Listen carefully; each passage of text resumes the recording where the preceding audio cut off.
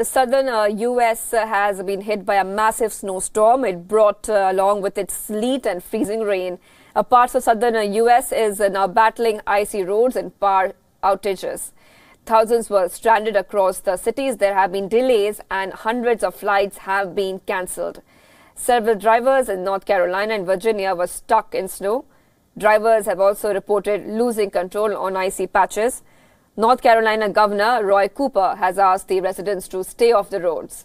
Emergency crew and the U.S. National Coast Guards are working round the clock to clear traffic accidents on major roads.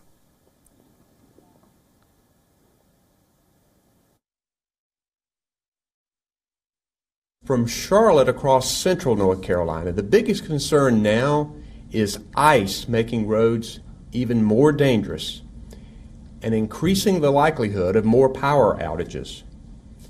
Travel conditions are extremely hazardous in many places. The State Highway Patrol has responded to more than 500 crashes just since midnight. Our troopers are ready to help you, but don't make us have to. Don't put your life and the lives of first responders at risk by getting out on roads covered with snow and ice. Instead, stay put if you can.